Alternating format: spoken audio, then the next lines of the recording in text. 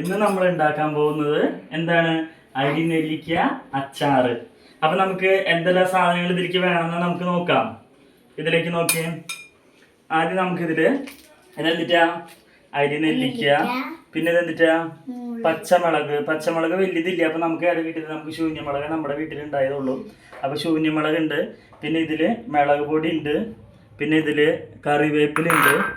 പിന്നെ ഇത് ഇഞ്ചി ചെറിയ ചെറിയ പീസാക്കിയിട്ട് നമ്മൾ അരിഞ്ഞ് വെച്ചിട്ടുണ്ട്. പിന്നെ ഇത് വെളുത്തുള്ളി ഉണ്ട്. പിന്നെ ഇത് വലിയ മുളക് വലിയ മുളക് ഉണ്ട്. പിന്നെ നമ്മൾ ഇതിൽ കായംപൊടി ഉണ്ട്. പിന്നെ ഉപ്പുണ്ട്. ഉപ്പുണ്ട്.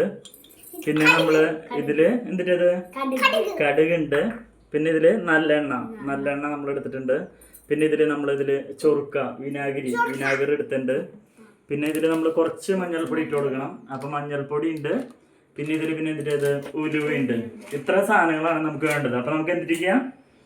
അരി നെല്ലിക്ക, പച്ചമുളക്, മുളക് പൊടി, കറിവേപ്പില, ഇഞ്ചി, വെളുത്തുള്ളി, കായം, പിന്നെ ഇതെന്തിട്ടാ? ഉപ്പ്, കടുക്, വിനാഗിരി, നല്ലെണ്ണ, വറ്റൽമുളക്, പിന്നെ ഇതെന്തിട്ടത്? ഉലുവ, പിന്നെ എന്തിട്ടത്? മഞ്ഞൾപ്പൊടി. ഇത്ര സാധനങ്ങളാണ് നമുക്ക് ഇത് ഉണ്ടാക്കാനായിട്ട് വേണ്ടത്. ഇനി നമ്മൾ ആദ്യം എന്തിട്ട് ചെയ്യാം? നമ്മൾ ഇതിലേക്ക് ഇത് നന്നായിട്ട് ഉപ്പ് ചേർത്ത് നമ്മൾ വെള്ളത്തിൽ കഴുകിയെടുത്ത അരി നെല്ലിക്കയാണ് ഇത്. ഇതിലേക്ക് നമ്മൾ എന്തിടുക? മുളക് പൊടി ആവശ്യത്തിന് കുറച്ച് മുളക് പൊടി, കുറച്ച് മുളക് പൊടി ഇട്ടു. പിന്നെ നമ്മൾ എന്തിട്ട് ചെയ്ത കുറച്ചെന്ന് പറഞ്ഞാൽ ഒരു 2 ടേബിൾ സ്പൂൺ മുളക് പൊടി. പിന്നെ അതിനുശേഷം നമ്മൾ ഇതിൽ നമ്മുടെ ആവശ്യത്തിനനുസരിച്ച് നമ്മളിതിൽ ഉപ്പ് നമ്മൾ ഇടണം. നമ്മൾ ഉപ്പ് കല്ലുപ്പ് ഇട്ട് കഴിഞ്ഞാൽ കുറച്ചുകൂടി ടേസ്റ്റ് ഉണ്ടായിരിക്കും. ഇത് പൊടിപ്പാണ് നമ്മുടെ ഉള്ളത്. അപ്പൊ നമ്മളിത് എന്തിട്ട് ചെയ്യണേ?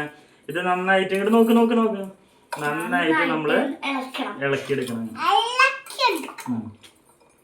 നന്നായിട്ട് നമ്മൾ ഇതിലേക്ക് ഇളക്കിയെടുക്കണം. എന്നിട്ട് നമ്മൾ എന്താ ചെയ്യേണ്ടത്? ഒരു അരമണിക്കൂർ നേരം നമ്മളിത് നന്നായിട്ട് ഇതിൽ മുളക് ഉപ്പും പിടിക്കാനായിട്ട് നമ്മൾ എന്തിട്ട് ചെയ്യാം? നമ്മളിങ്ങനെ ഇട്ട് വെക്കും. അതിനുശേഷം നമ്മൾ എന്തിട്ട് ചെയ്യാം? നമ്മൾ നോക്കിയാൽ ഇതിലിപ്പോൾ നന്നായിട്ട് മുളകും ഉപ്പും ഒക്കെ നന്നായിട്ട് ഇതിൽ പിടിക്കണം. അതിപ്പോൾ ഇടരുത്. അതിനുശേഷം നമ്മൾ ഗ്യാസ് സ്റ്റവ് നമ്മളിനി കത്തിക്കുക. ഇതിലേക്ക് നമ്മൾ ഗ്യാസ് സ്റ്റവ് എടുക്കുക. അതിനുശേഷം നമ്മൾ കത്തിക്കുക. ഒന്ന് ഓഫ് ചെയ്തോ ഈ വീഡിയോ.